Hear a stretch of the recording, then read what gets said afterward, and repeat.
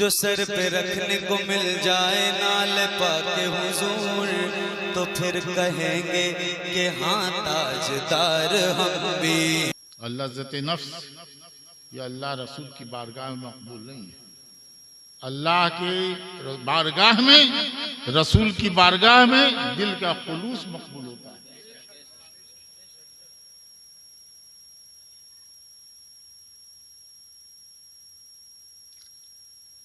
आज ये दस्तार बंदी हुई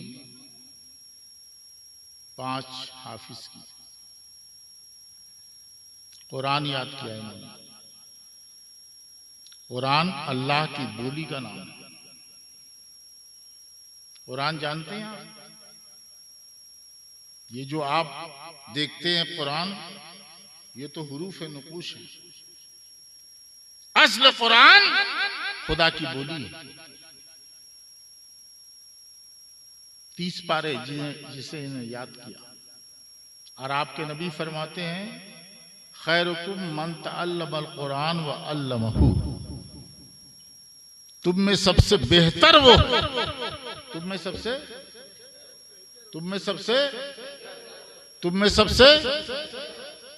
बेहतर या सबसे अच्छा है।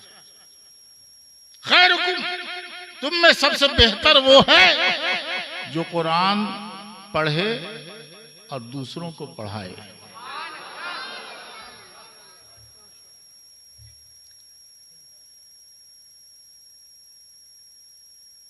यही हदीस काफी है और इस पूरे जलसे की जान और रूह है। खैरुकुम मन तअल्लमल कुरान व अल्लमहू। तुम में सबसे बेहतर वो है जो कुरान सीखे और सिखाए, पढ़े और पढ़ाए। कुरान पढ़ने से सवाब मिलता है। सवाब मिलता है ना? कुरान पढ़ने से सवाब ही नहीं मिलता है, आपकी बलाएं दूर होती हैं, आपकी रोजी में बरकत होती है, अल्लाह की रहमत आपकी हिफाजत करती है, फरिश्ते निगहबानी करते हैं। नबी सच्चे हैं कि झूठे हैं? अरे नबी सच्चे हैं कि झूठे? बोल, सच्चे हैं कि झूठे? मुस्लिम शरीफ की हदीस है, नबी फरमाते हैं, अल्लज़ीना यक़रऊनल कुरान नज़लत अलैहिमुस सकीना। आप लोग परेशान हैं कि नहीं? अबे परेशान है तुम लोग? परेशान नहीं है? घर से परेशान, कारोबार से परेशान, रोजी से परेशान, तरह तरह की परेशानियां हैं। ये परेशानियां कैसे दूर होगी? नबी फरमाते हैं, जो कुरान पढ़ते हैं तो अल्लाह की तरफ से उनके दिलों पर सकीना उतरता है, उनकी परेशानी दूर हो जाती है। परेशानी दूर करना चाहते हो तो कुरान पढ़ो। अबे तुझको मारेंगे 2 चपत, एक चपत इधर एक चपत इधर से। सो रहा है, तुमको कह रहे हैं, सोने आया है। 3 बजे तकरीर कराएगा और सोएगा। कभी पढ़ा है स्कूल में? अरे स्कूल में पढ़ा है कि नहीं? तो स्कूल में पढ़ाने वाला उस्ताद और पढ़ने वाला शागिर्द। विज्ञान पढ़ाए तो उस्ताद, इतिहास पढ़ाए तो उस्ताद, भूगोल पढ़ाए तो उस्ताद, मैथ पढ़ाए तो उस्ताद। तो जो कुरान और हदीस पढ़ाए वो भी उस्ताद। और वो दुनियादार उस्ताद है जो मैथ पढ़ाता है, भूगोल पढ़ाता है, और मैं वो उस्ताद हूँ कि मेरे सर पर बुजुर्गों ने पगड़ी बांध दी। तो ये सूता धागे की पगड़ी नहीं है, ये नियाबत रसूल की पगड़ी है, ये जानशीन पैगंबर की पगड़ी। ये पगड़ी बांधी गई इन 5 बच्चों के सरों पर, ये सूत और धागे की पगड़ी नहीं है, ये नियाबत रसूल की पगड़ी है, जानशीन पैगंबर की पगड़ी। और जहां पढ़ाई होती है उसे कहते हैं क्लासरूम। जहां पढ़ाई होती है उसे कहते हैं मैथ। जहां पढ़ाया जाए वो क्लासरूम, जहां भूगोल पढ़ाया जाए वो क्लासरूम, जहां विज्ञान पढ़ाया जाए वो क्लासरूम, जहां इतिहास पढ़ाया जाए वो क्लासरूम, और जहां कुरान और हदीस की बात पढ़ाई जाए वो भी क्लासरूम। मैथ पढ़ा रहा है उस्ताद और तू सोने लगे तो पिटाई तेरी होगी कि नहीं होगी? अरे वे होगी कि नहीं होगी? विज्ञान समझा रहा है उस्ताद और तू सोने लगे, मार खाएगा कि नहीं खाएगा? इतिहास समझा रहा उस्ताद, और तू झपकी मारने लगे तो बुलाएगा, कान पकड़ेगा, 2 चपत लगाएगा, कुर्सी पर खड़ा कर देगा। मैथ पढ़ाते वक्त, भूगोल पढ़ाते वक्त, इतिहास पढ़ाते वक्त मोबाइल इस्तेमाल करना, घंटी बजाना, झपकी लेना, खुसुर फुसुर करना, उठ के जाना, ये सब जुर्म माना जाता है। क्लासरूम में मैथ पढ़ाया जाए तो क्लासरूम, जहां भूगोल पढ़ाया जाए क्लासरूम, जहां कुरान और हदीस की बात पढ़ाया जाए वो भी क्लासरूम। ये क्लासरूम है। यहां तू झपकी लेगा तो पिटाई खाएगा, यहां उठ के जाएगा तो पिटाई खाएगा। मैं पढ़ाने वाला उस्ताद है, मैं तुझे पढ़ा रहा हूं तो मैं भी तुम सबका उस्ताद हुआ। उस्ताद हुआ कि नहीं हुआ? अरे तुम सबका उस्ताद हुआ, तुम सबका उस्ताद हुआ। मैं तुम्हारे नबी कहते हैं परेशानी दूर करना चाहते हो और दिल का सुकून चाहते हो तो नबी कहते हैं, नबी झूठे के सच्चे बोल, नबी कहते हैं अल्लज़ीना यक़रऊनल कुरान नज़लत अलैहिमुस सकीना, जो लोग कुरान पढ़ते हैं उनके दिलों पर सकीना उतरता है, उनकी परेशानी दूर हो जाती है।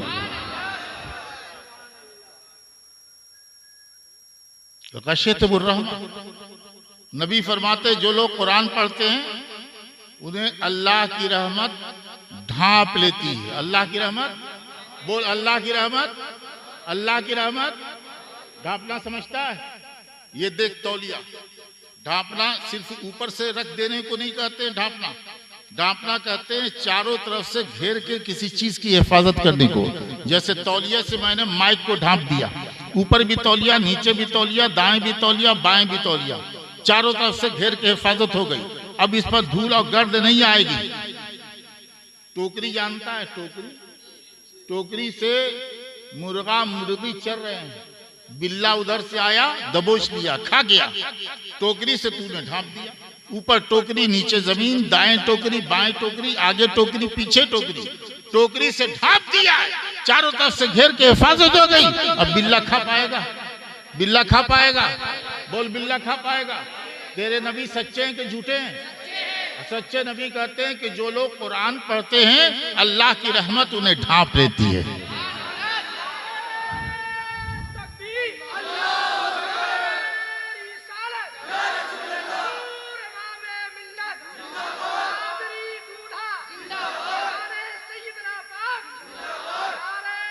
अल्लाह की रहमत ढांप लेती है। नबी ने सच कहा कि झूठ कहा? नबी ने सच कहा कि झूठ कहा? अल्लाह की रहमत ढांप लेती है। ऊपर भी खुदा की रहमत, नीचे भी खुदा की रहमत, दाएं भी खुदा की रहमत, बाएं भी खुदा की रहमत, आगे भी खुदा की रहमत, पीछे भी खुदा की रहमत, चारों तरफ से घेर के खुदा की रहमत ने तेरी हिफाजत कर ली। कुरान पढ़ने वालों की टोकरी से मुर्गा ढांप दो तो बिल्ला ना खा पाए, और जिसे खुदा की रहमत चारों तरफ से ढांप ले उसे ना शैतान नुकसान पहुंचाए, ना भूत, ना आसेब, ना खबीस, ना दुनिया के आफाक का बलियात। पीर साहब आ गए तो चला गया तावीज के लिए, तावीज ली दीजिए, दूध भाग जाए। चला जा रहा है कछोछा दूध भगाने के लिए, कछोछा जाने की जरूरत नहीं है। पीर साहब से तावीज की जरूरत नहीं है। सबसे बड़ा तावीज तो तेरे नबी ने, जिसका कलमा पढ़ता है तू, तेरे नबी ने बता दिया तो कुरान पढ़ तो अल्लाह की रहमत ढांप के तेरी हिफाजत करेगी। तुझे ना भूत पकड़ेगा, ना आसेब, ना खबीस, ना बलियात, ना आफात। कुरान तो पढ़ता नहीं है, बाल झाड़ेगा, बेल बॉटम पहनेगा, मस्ती से घूमेगा। 4 पैसा अल्लाह ने तुझको दिया तो कुरान नहीं लाता बाजार से। सबसे पहले क्या लाता है? टीवी। क्या लाता है? क्या लाता है सबसे पहले? और टीवी पर लड़का नाच रहा है, नाचता है कि नहीं? अबे नाचता है कि नहीं? लड़की नाच रही है, लड़का लड़की को चूम रहा है, लड़की लड़के को चूम रही है, लड़का लड़की को दबोच रहा है, लड़की लड़के को दबोच रही है। हत्ता के बलात्कारी, जनाकारी भी टीवी पर दिखाई जाती है। दिखाई जाती है कि नहीं? अब दिल पर हाथ रख के बता, ईमानी दिल के साथ, कि जिस घर में नाच हो, जिस घर में लड़का नाचे, लड़की नाचे, लड़का लड़की को चूमे, लड़की लड़के को चूमे, वहां खुदा की रहमत आएगी? आएगी? वहां शैतान आएंगे, भूत आएंगे, आसिब आएंगे, खबीस आएंगे। अगर तू चाहता है कि खुदा की रहमत तेरे घर में आए तो कुरान की तिलावत अपने घरों में करो, खुदा की रहमत आएगी। आगे फरमाया हफ़्फ़तहुमुल मलाइका, कुरान पढ़ने वालों को फरिश्ते घेरे में ले लेते हैं। ये रांची है, यहाँ मिनिस्टर रहते हैं। मिनिस्टर जब चलते हैं तो कमांडोज दाएं बाएं आगे पीछे, पेशाब करने के लिए भी सड़क पर उतरता है किनारे तो मशीन गन लिए हुए खड़ा रहता है कमांडोज। कोई गोली ना चला दे, मर्डर ना कर दे, नुकसान ना पहुंचा दे, घेरे में लेके चलते हैं। तुम्हारे नबी फरमाते हैं कि जो लोग कुरान पढ़ते हैं हफ़्फ़तहुमुल मलाइका, फरिश्ते उन्हें घेरे में ले लेते हैं। यानी फरिश्ते कुरान पढ़ने वालों के लिए कमांडो सिपाही बनकर उनकी हिफाजत करते हैं। तो फायदा समझ में आ रहा है तुझको? फायदा समझ में आ रहा है? कुरान पढ़ता नहीं है तुम लोग, तू हल्ला बस करता है। 1.5 घंटा नदीम पढ़ता रहा, मैं हौसला अफजाई नहीं करता इतने ऐसे शुरा की। एक कलाम पढ़ो, उलमा से पैगाम सुनो और उनको मौजू दो कि किसी खास मौजू पर बोले। दिल सोया हुआ जिंदा करो, मुर्दा कुलूब जिंदा करो। 1.5 घंटे तक नात खानी, तभी कभी मेरे नबी ने अपनी तकरीर से पहले नात पढ़वाई है? नात सुनी है जरूर, हसन से अलग से, तकरीर से पहले नात नहीं पढ़वाई। नबी पैगाम देते थे, नबी पाक तकरीर करते थे, खुतबा देते थे तो पैगाम कौम तक पहुंचाते थे। पैगाम पहुंचाओ, उलमा को मौका दो, जागते हुए मजमे में 12 बजे 1 बजे तक तकरीर करा, उसके बाद 4 बजे तक मुशारा करा। तुम लोगों का मकान कच्चा भी होगा और पक्का भी होगा। पक्का मकान है ना तुम लोगों का? अबे है कि नहीं तुम लोगों का मकान? है ना? तो मकान बनवाने के लिए राजमिस्त्री लाए। राजमिस्त्री अनाड़ी था, उसने दीवारें टेढ़ी कर दी और ईंटें टेढ़ी जोड़ दी। टेढ़ी दीवार किसी काम की है? अरे बोल, टेढ़ी दीवार किसी काम की है? फिर दोबारा खुलवाना होगा, फिर जुड़वाना होगा, किसी काम की नहीं। तुमने टेढ़ी दीवार देखी, डाटा, फिटकारा, नाराज हुए, राजमिस्त्री को मजदूरी भी नहीं दिया। दीजिएगा मजदूरी, दीजिएगा, लेकिन अल्लाह की रहमत तो देखो। किस्सा कहानी नहीं है, बुखारी शरीफ की हदीस है। मैंने बुखारी कई सालों तक पढ़ाया है।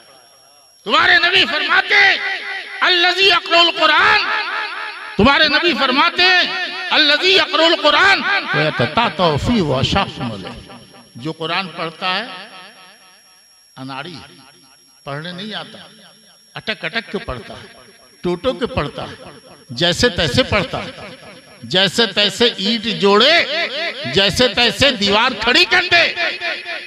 तो राजमिस्त्री डांटा जाए, फिटकारा जाए, मजदूरी भी ना मिले, और जैसे तैसे कुरान पढ़े, टोटो के पढ़े, अटक अटक के पढ़े। तो नबी फरमाते हैं कि मजदूरी कटती और घटती नहीं है, लहू अजरान, उसके लिए दुगना सवाब है, उसके लिए दुगना सवाब है।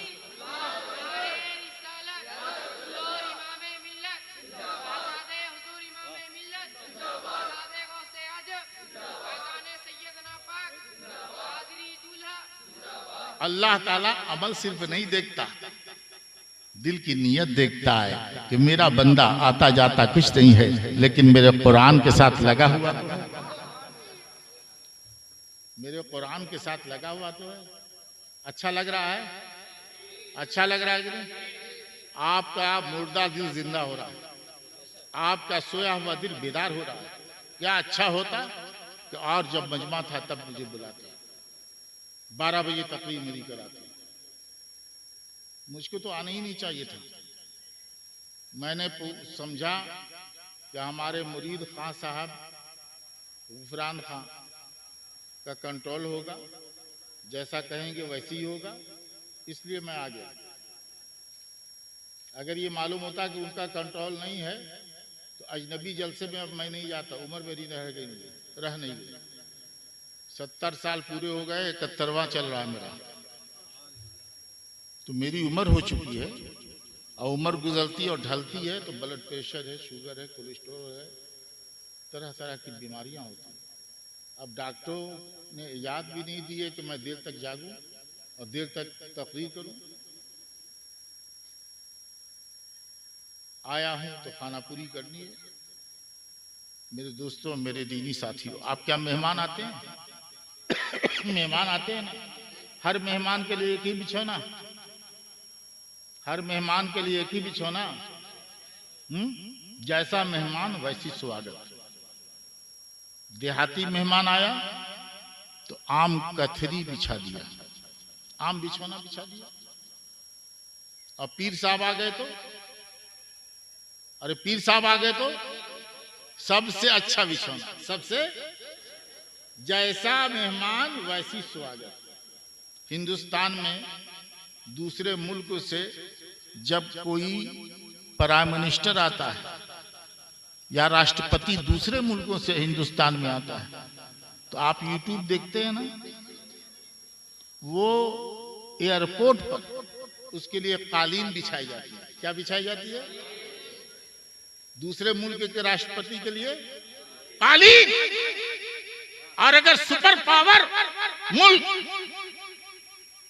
बड़े मुल्क का राष्ट्रपति आ रहा है, अमेरिका का आ रहा है, सुपर पावर मुल्क का राष्ट्रपति आ रहा है, तो उसके लिए आम कालीन नहीं बिछती, उसके लिए लाल कालीन बिछती है। आप यूट्यूब पर देखिएगा, लाल कालीन बिछती है। पता चला सबसे अच्छे मेहमान के लिए लाल कालीन सबसे बड़ी स्वागत है। दुनिया में सबसे बड़ी स्वागत लाल कालीन बिछाना है। ये 5 मेहमाने रसूल फारिग हुए, ये कितने खुश नसीब हैं। तुम्हारे नबी सच्चे हैं कि झूठे? सच्चे नबी फरमाते ला तज़ाल अजदता रिज़ल तालिब इल्म, कि ये तालिब इल्म से अल्लाह इतना खुश होता है कि इनके लिए अपने फरिश्तों के पर बिछा देता है, इनके कदमों के नीचे। दुनिया के सबसे बड़े मेहमान के लिए लाल कालीन बिछती है, और ये इतने खुश नसीब हैं कि अल्लाह ताला इनके लिए अपने फरिश्तों की इन्नल मलाइकता ला तज़ा अजनहता रिज़ल तालिब इल्म, ये फरिश्तों के पर बिछा देता है इनके कदमों के नीचे। ये कितने खुश नसीब है कि नहीं? खुश नसीब है कि नहीं? डोम और चमार की हमारे मुआशरे में आज भी, जबकि आज भेदभाव खत्म हो रहे हैं, ब्राह्मण हो या चमार, हुकूमत सबको एक निगाह से देखती है, लेकिन आज भी भेदभाव है, भेदभाव है। लेकिन एक डोम ने कलमा पढ़ लिया, ला इलाहा इल्लल्लाह मुहम्मद रसूलुल्लाह, मुसलमान हो गया, और मस्जिद से सदा बुलंद हुई, अल्लाहु अकबर अल्लाहु अकबर। वो डोम, वो चमार नया मुसलमान, नया जज्बा, नया हौसला, नई उमंग, नई तड़प। सबसे पहले मस्जिद वो पहुंचा, पहली सफ में बैठ गया। सैयद साहब आले रसूल हैं, नबी की औलाद है। वो देर से गए, जगह ना थी तो चमार के पीछे बैठे। खां साहब ऊंची जात वाले इत्मीनान से गए, आगे सफ में जगह ना मिली, आगे तो चमार बैठे हुए थे। नया हौसला था, नया जज्बा था, नई उमंग थी, नई तड़प थी, आजान की सदा सुनी थी, सबसे आगे जाके बैठ गए थे। जगह ना मिली, पीछे खां साहब भी बैठ गए, शेख साहब भी पीछे बैठ गए, अंसारी साहब भी पीछे बैठ गए, ये सारे पीछे बैठ गए। और चमार डोम, नए मुसलमान, नया जज्बा, नया हौसला, नई उमंग, नई तड़प, ये आगे बैठे। सफे खड़ी हुई तो एक ही सफ में खड़े हो गए महमूद याज। ना कोई बंदा रहा, ना कोई बंदा नवाज। और आगे बैठे हुए चमार को कोई भी पीछे बैठने वाला सैयद साहब, खान साहब, अंसारी साहब, शेख साहब उठा नहीं सकता। उठाएगा तो गुनहगार होगा, गुनहगार होगा। एक ही सफ में खड़े हो गए महमूद याद, ना कोई बंदा रहा ना कोई बंदा नवाज, साहबो मोहताजो गनी एक हुए, तेरे दरबार में पहुंचे तो ते भी नेक हुए। चमार का लड़का नया जज्बा था, नया हौसला था, हाफिज कुरान बन गया, पगड़ी बन गई, आलिम दीन बन गया। इमामत का वक्त था, ये मस्जिद में जमात का वक्त आ गया। सैयद साहब आलिम नहीं थे, हाफिज नहीं थे, खान साहब आलिम नहीं थे, हाफिज नहीं थे,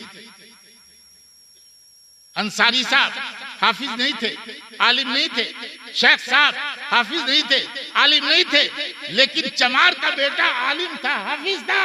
सारी कौम ने कहा तुम चमार तो हो लेकिन हाफिज कुरान बन गए हो, तो सबसे बड़े तुमी हो, तुम्ही को हक है कि नायब रसूल बनकर मुसल्ले रसूल पर नमाज पढ़ो।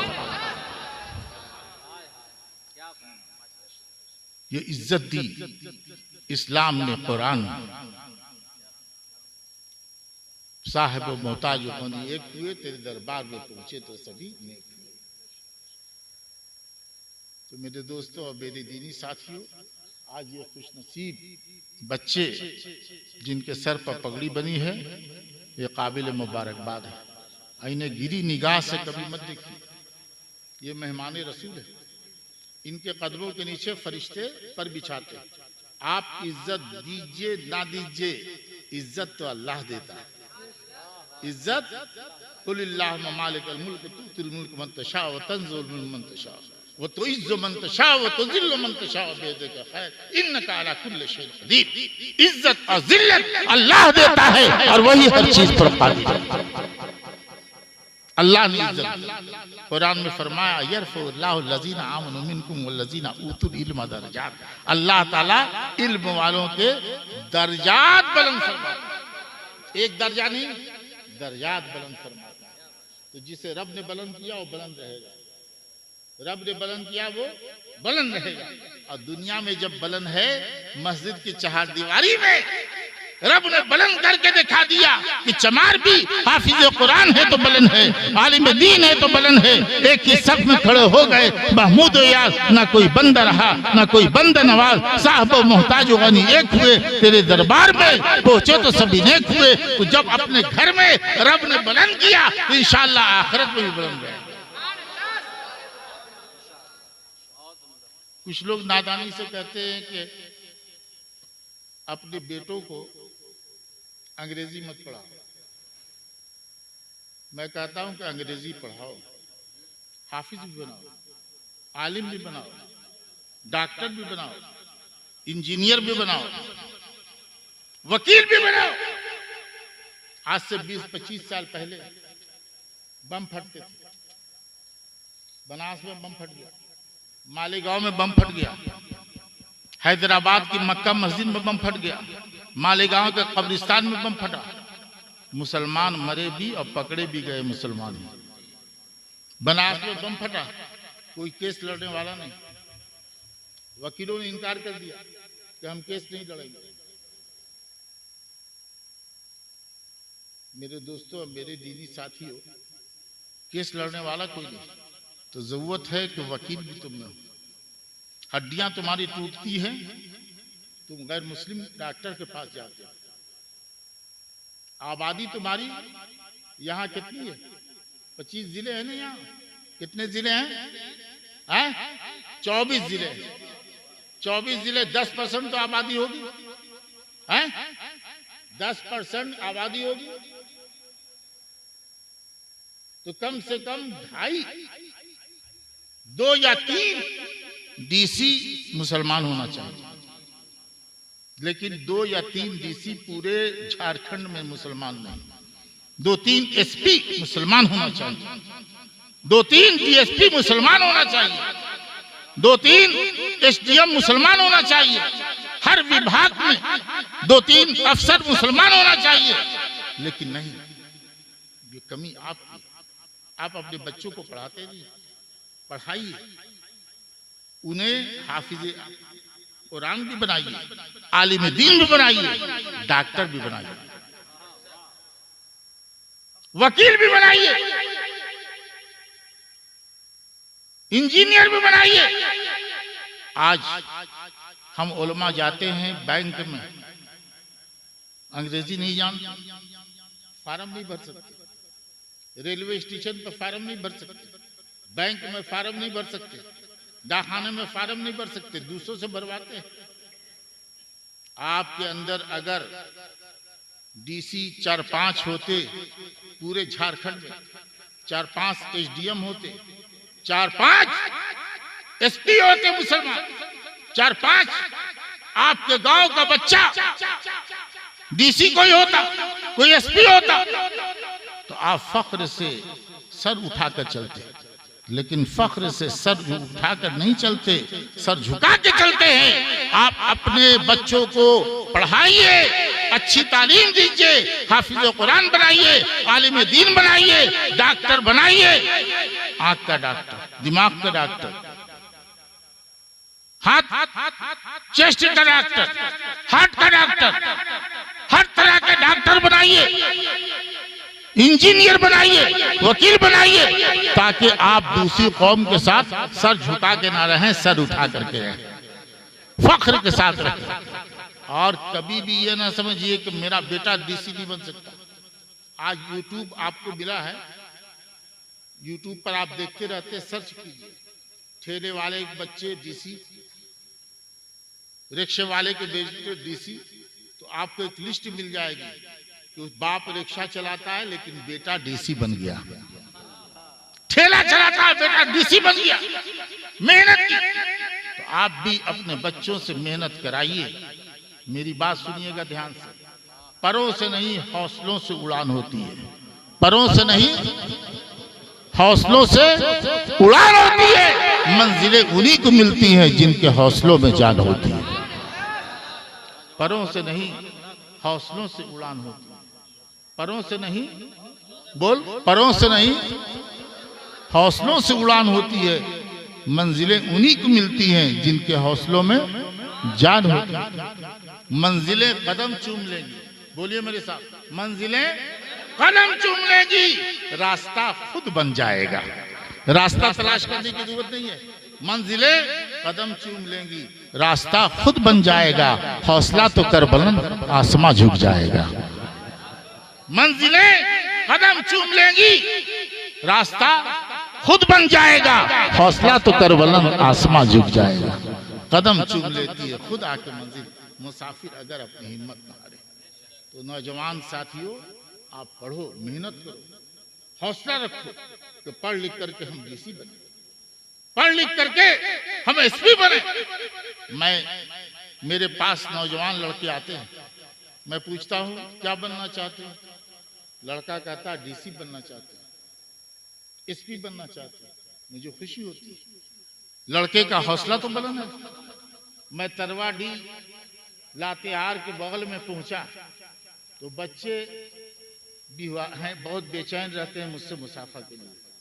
बच्चे बिल्कुल मचल रहे थे कि किसी तरह मुझसे मुसाफा हो जाए। तो बच्चों से पूछा क्या बनोगे? एक बच्चे ने कहा कि मैं डीसी बनूंगा, एक बच्चे ने कहा मैं एसपी बनूंगा। हौसला तो जवान है ना। मंजिलें कदम चूम लेंगी, रास्ता खुद बन जाएगा। हौसला तो कर बुलंद, आसमां झुक जाएगा। तो मेरे दोस्तों, बातें तो बहुत सुनते रहते हैं, ऐसी बातें सुनिए जिससे दिल आपका जिंदा हो और सोया हुआ दिल आपका बेदार हो जाए। अमजद शरीफ जानते हैं? अमजद शरीफ, अरे अमजद शरीफ का नाम सुना है? अरे अमजद शरीफ सुना है? तो गौसे पाक के बेटे हैं, वहां गौसे पाक की औलाद है, 12वीं पुश्ती सैयदना मोहम्मद बगदादी, सैयदना मोहम्मद बगदादी रज़ी अल्लाह ताला। गौसे आजम को जानते हैं आप लोग? अरे गौसे आजम को जानते हैं? वो भी जाहिल थे या पढ़ा लिखा था उन्होंने? अरे पढ़ा लिखा था कि जाहिल थे? तो आप उनके गुलाम हैं, तो आप भी पढ़िए ना। पढ़ने के लिए घर छोड़ा, माँ छोड़ा, अब बगदाद चले गए। कहाँ चले गए? गीलान में पैदा हुए, वहां जीलान या गीलान से वहां से बगदाद चले गए। भूखे रहे, भूखे रहे, खाने को कुछ भी नहीं। सरकार है गौसे आजम पीरान पीर। दरिया के किनारे एक नौजवान टहल रहा है। भूख की बेकरारी है, बेताबी है, बेचैनी है। दरिया में बहता हुआ सेब देखा, उठाया, तराश के खा गए। भूख मिटी तो दिल दिमाग ने कहा कि सेब जो खाया है अपना नहीं पराया है, गैर का माल है। खुदा को क्या मुंह दिखाओगे? जहन्नम की आग में चलोगे। दरिया के किनारे किनारे चले, शायद सेब के मालिक का पता चले, सेब का हक माफ कराएं। एक जगह सेब के दरख्त की शाखें दरिया पर झुकी देखी, सोचा हो न हो सेब इन्हीं दरख्तों से टूटकर दरिया में गिरा होगा। मालिक बाग अब्दुल्ला सौमई के पास पहुंचे, कहा मालिक बाग, भूख की बेकरारी में, बेचैनी में, बेताबी में मैंने एक सेब दरिया में बहता हुआ उठाकर खा लिया। भूख मिटी है तो सोच रहा हूं कि खुदा को क्या मुंह दिखाऊंगा, जहन्नम की आग में जलूंगा। दरसती हुई आवाज जब सुनी अब्दुल्ला सौमई ने, तो उनकी पहचानने वाली निगाह ने पहचान लिया, ताड़ने वाली निगाह में ताड़ लिया कि आने वाला कोई मामूली इंसान नहीं, खासाने खुदा में से मालूम होता है, अल्लाह वालों में से मालूम होता है। ऐसे लोगों को जिंदगी से जुदा नहीं करते, जिंदगी में शामिल किया करते हैं। कासिब के हक को माफ करूंगा, शर्त यह है कि साल भर तक मेरे बाग की बागबानी करो। सेब ही तो खाया था, जायदाद हड़प नहीं की थी, लेकिन दुनिया की हर सजा गवारा है, जहन्नम की आग गवारा है। शर्त मंजूर की, साल बीत गया तो फिर मालिक बाग के पास पहुंचे, कहा मालिक बाग अब तो सेब का हक माफ कर दो। तो मालिक बाग ने खूब परख लिया था, जांच लिया था कि ऐसी शख्सियत पर जो खुदा से लर्जा है, तरसा है, एक सेब के हजारों बागात निछावर किया सकते हैं, लेकिन माफ किया तो ये चला जाएगा। ऐसे लोगों को जिंदगी से दूर नहीं करते, जिंदगी से करीब करते हैं। उन्होंने कहा मेरी एक लड़की है जो अंधी है, गूंगी है, लूली और लंगड़ी है, ऐसी लड़की से शादी करना मंजूर करो, तभी सेब के हक को माफ करूंगा। अंधी लड़की से आप शादी कीजिएगा? अरे शादी करेगा नौजवान, गूंगी से करेगा, लूली से करेगा, लंगड़ी से करेगा, 10 लाख जहेज लेता है, उसके बाद भी दुनिया की शाहकार औरत तुझे चाहिए, जन्नत की हूर चाहिए। अंधी लड़की मिल रही है, गूंगी मिल रही है, लूली मिल रही है, लेकिन दुनिया की हर सजा गवारा है, जहन्नम की आग गवारा नहीं। शर्त मंजूर की, और जब निकाह के बाद कमरे अरूसी में पहुंचे तो देखा कि जो लड़की बैठी है वो ना गूंगी है, ना लूली, ना लगड़ी है, ना अंधी, यही बैठी है। बैठिए, थोड़ा सा और कष्ट कीजिए मेरी खातिर, है ना? हाँ सुनिए जरा सा मेरी बात सुनिए। वो ना अंधी है, ना गूंगी, लूली है, ना लंगड़ी, वो तो जन्नत अर्जी की हूर है, शाहकार कुदरत, हुस्न का आफ्ताब, हुस्न का महताब है। हया आलूद निगाहों को नीचे किए वापस पलटाए, शायद लड़की बदल गई। खुसरो मोहतरम अब्दुल्ला सौमई के पास पहुंचे, कहा खुसरो मोहतरम आपने कहा था लड़की अंधी है, गूंगी है, लूली और लंगड़ी है, लेकिन जो लड़की कमरे में बैठी है वो हुस्न की आफ्ताब है, महताब है, शाहकार कुदरत, जन्नत अर्जी की हूर है, शायद लड़की बदल गई। खुसरो मोहतरम ने कहा साहबजादे लड़की बदली नहीं है, लड़की को अंधी कहा था इसलिए कि आज तक उसने अपनी निगाहों से शरीयत के खिलाफ कोई चीज नहीं देखी है। मैंने गूंगी कहा था, आज तक अपनी जुबान से शरीयत के खिलाफ कोई जुमला नहीं कहा है। मैंने लूली कहा था, शरीयत के खिलाफ कोई काम नहीं किया। मैंने लंगड़ी कहा था, शरीयत के खिलाफ एक कदम भी चलकर नहीं गई है। तो ऐसी पाकबाज, इफ्फत इस्मत की शाहकार औरत का नाम फातिमा उम्मुल खैर था। क्या नाम था? क्या नाम था? और ऐसे सालेह नौजवान का नाम अबू सालेह जंगी दोस्त था। चमन तकवे का था। चमन चमन चमन धतूरे के बीच से धतूरा फलता है और गुलाब के बीच से गुलाब का फूल मुस्कुराता है। जैसी बीज होती है वैसी फल होता है। धतूरे की बीज से धतूरे का फल फलता है और गुलाब से की बीज से गुलाब का फूल मुस्कुराता है। सरकार अब्दुल्ला सौमई के होने वाले दामाद अबू साले जंगी दोस्त इफ्फत इस्मत के शाहकार थे, पाकबाज थे, साले थे, नेकुकार थे, बेटी नेकुकार थी, सालेह थी, सालेहा थी, इफ्फत इस्मत की शाहकार थी। चमन तकवे का था, लिहाजा उस तकवे के चमन में जो फूल खिला वो भी तकवे का शाहकार था, जिसे हम और आप गौस समदानी, महबूब यज़दानी, पीर लासानी, सैयदना अब्दुल कादिर जिलानी गौस आजम के नाम से जानते हैं। आप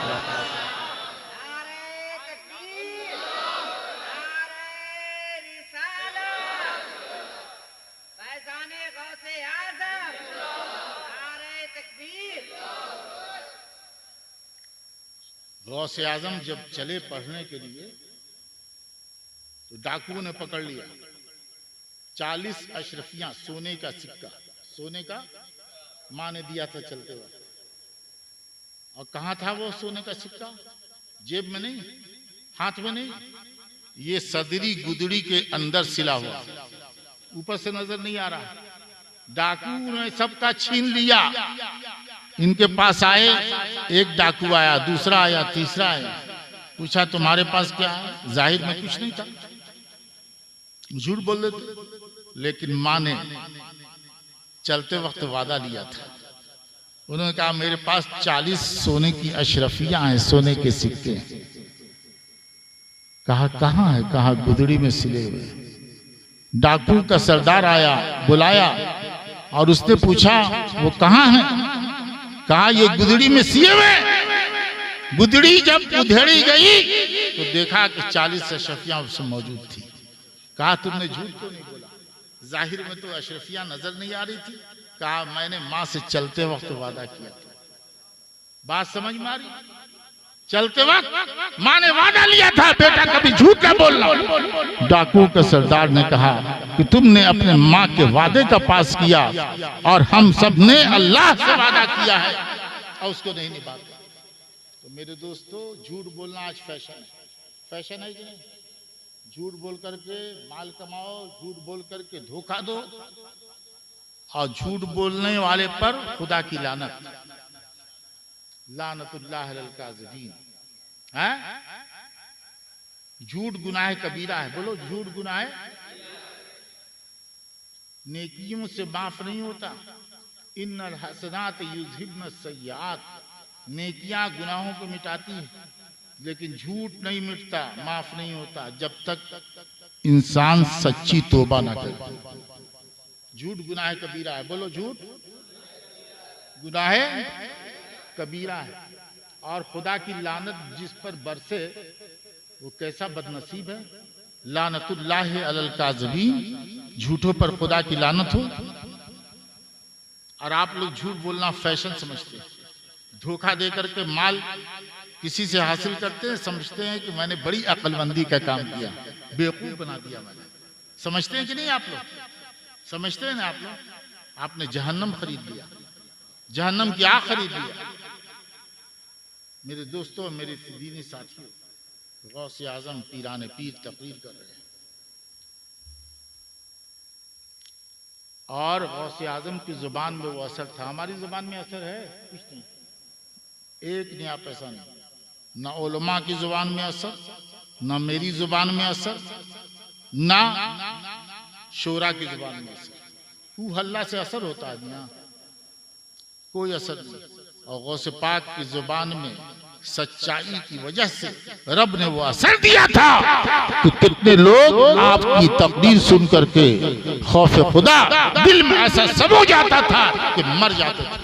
कितने बेहोश हो जाते थे, कितने यहूद और नसारा मुसलमान हो जाते थे। और जिस मजलिस की बात कर रहा हूँ, आजकल तो गड़गड़ के करामतें बयान की जाती है। नहीं, मिंबर रसूल है। ये क्या है? ये कुर्सी नहीं है, ये कुर्सी नहीं है, ये मिंबर रसूल है। मेरे सर पर पगड़ी बधी है, ये सूत और धागे की पगड़ी नहीं है, ये नियाबत रसूल की पगड़ी है। इस कुर्सी पर जो रसूलुल्लाह का मिंबर है, बैठ करके आज लतीफे सुनाते हैं, गढ़ के करामतें सुनाते हैं। अरे गौसे आजम की करामतें, सबसे बड़ी करामत तो उनका तकवा है, उनकी परहेजगारी है। बहजतुल असार सबसे मुस्तनद जीवनी उनकी। मेरे पास उसकी 2-3 जिल्दें हैं, मैंने मिस्र से मंगवाई हैं। हमारे साहबजादे मौलाना सैयद अहमदुल कादरी अजहरी, जिनकी तकरीर आपने सुनी, जामे अजहर में 5 साल रहे, और मेरे मदरसा दारुल फैजान सैयदना पाक से मंसूब, उसका इल्हाक एफिलेटेड है वो जामे अजहर मिस्र से। मैंने उसको एफिलेटेड कराया, इल्हाक कराया, वहां से पढ़ के आए। मैंने कई जिल्दें मंगवाई हैं।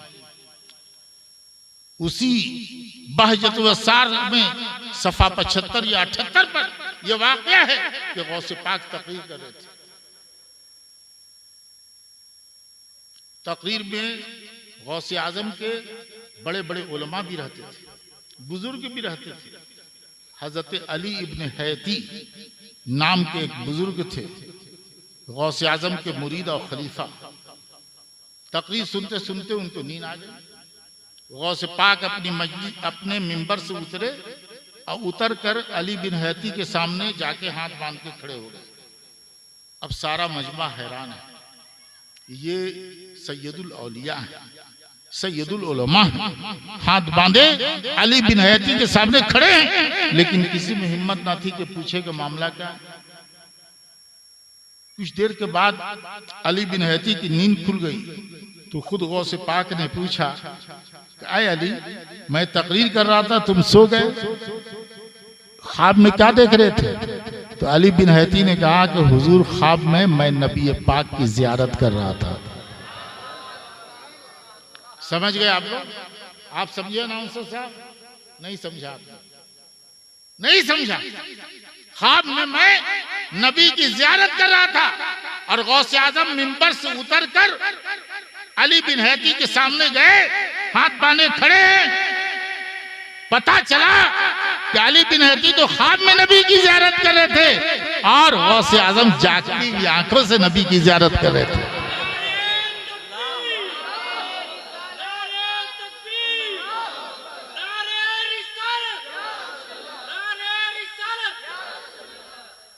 वो अली बिन हैती के सामने हाथ बांधे नहीं खड़े थे, बल्कि अली के ख्वाब में नबी जलवागर थे, नबी की बारगाह में हाथ बांधे खड़े।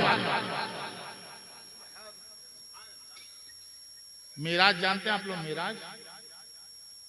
मेराज पर तकरीर नहीं कर रहा हूं मैं, अब मेराज पर बहुत अच्छा बोलता हूं मैं, मेराज पर मैं तकरीर नहीं कर रहा हूं, लेकिन मेराज जानते हैं आप? अरे नबी उम्मे हानी के मकान से जिब्राइल लेने आए।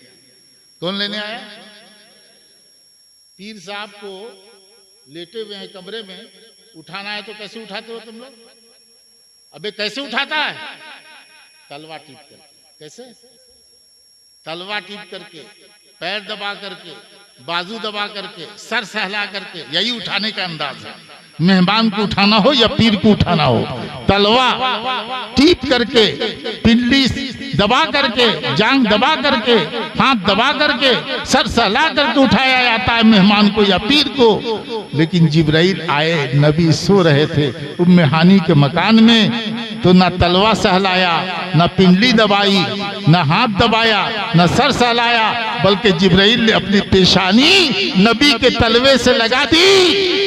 ये सहला, ये उठाने का एक अजीब अंदाज है। ना तलवा टीपा, ना पिंडली टीपा, ना बाह दबा, ना सर सहलाया, बल्कि पेशानी जिब्राइल ने नबी के तलवे से लगा के बता दिया कि जहां जिब्रील का मकाम खत्म होता है वहां से नबी के मकाम शुरू होता है। और जब दरवाजा खोला मेरे नबी ने, तो आप लोग अपने घर का दरवाजा खोलते हैं ना, तो पहले जंजीर होती थी, उसमें होती नहीं थी जंजीर? अब तो छिड़खनी होती है, जंजीर होती थी, है ना? और बिस्तर पर जब आप लेटते हैं तो आपके बदन की गर्मी से बिस्तर गर्म हो जाता है ना? नबी ने दरवाजा खोला तो जंजीर हिली, जंजीर, अब बिस्तर भी गर्म था, नबी लेटे हुए थे, और नबी गए बैतुल मक़दिस, जहां जंग छिड़ी हुई है फिलिस्तीन में। बैतुल मक़दिस 1.25 लाख अंबिया की इमामत की, ये तो अलग मसला है। वहां से बुराक पर गए, पहले आसमान, दूसरे आसमान, तीसरे आसमान, चौथे, पांचवें, छठे, सातवें, आठवें, फिर सिदरतुल मुंतहा, फिर मकाबे काबा कौसैन पर खुदा से करीब हुए। 2 कमान का फासला रह गया। और जब वापस लौट करके हजारों मील की दूरी से आए तो जंजीर भी हिलती रही, बिस्तर भी रहा गर्म, एक पल में सरे अर्श गए आए मोहम्मद। जब दरवाजा खुला तो जंजीर हिली थी ना, अब बिस्तर गर्म था, हजारों मील का सफर तय करके आए तो जंजीर जैसे हिल रही थी वैसे अब भी हिल रही थी, जंजीर भी हिलती रही, बिस्तर भी रहा गर्म, एक पल में सरे अर्श गए आए मोहम्मद। ये तो नबी पाक का के मेराज की बात थी। अब सुनो नबी के नायब गौसे आजम की बात। उसी सफा 68 या 69 पर बहजतुल असार में ये वाकया लिखा है कि गौसे पाक पीराने पीर तकरीर कर रहे हैं और मजमे में, गौसे आजम के मजमे में उनके मुरीदीन रहते थे, हर तरह के लोग। तो मुरीद गौसे आजम का बहुत बाअदब होता था, तुम लोगों की तरह बेअदब नहीं। कहा देखो उठ के चल दिया, बेअदब गुस्ताख बाअदब होते थे, बाअदब बानसीब। बोलो मेरे साथ, बाअदब और बेअदब बेनसीब। तो गौसे आजम के एक मुरीद थे मोहम्मद इब्न अली, वो भी बैठे थे। उनको लेटरीन बैतुल खला समझता है ना, लेटरीन की जरूरत महसूस हो गई। लेकिन बाअदब थे ना, पीर की मजलिस से उठ के कैसे जाते? तुम्हारी तरह बेअदब तो थे नहीं कि जब मन चाहा उठ दिए, उठ के चल दिए। बाअदब थे। अब उठते कैसे? पीर के सामने तकरीर सुन रहे हैं, कसर मसर कर रहे हैं, दाएं बाएं कर रहे हैं, उठ नहीं रहे हैं। गौसे आजम तकरीर कर रहे थे। गौसे आजम को कश्फ हुआ, महसूस किया मेरा मुरीद परेशानी की हालत में। मिंबर से उतरे, ये बहजतुल असार में मिंबर से उतरे इस हाल में कि तकरीर भी कर रहे हैं और उतर भी गए। तकरीर भी कर रहे हैं, उतर भी गए। और उतर करके पहुंचे गौसे पाक मोहम्मद इब्न अली सामने और अपना जुब्बा उनके सर पर रख दिया। सर पर जुब्बा रखना था कि मोहम्मद इब्न अली ने अपने आप को जंगल में पाया। जंगल है, दरख्त है, लहलहा रहे हैं, बगल में नदी बह रही है। उन्होंने तनाई पाकर के लेट्रिन किया, इस्तिंजा किया, बहती हुई नदी से धोया, वजू किया, नमाज पढ़ी। और जब तमाम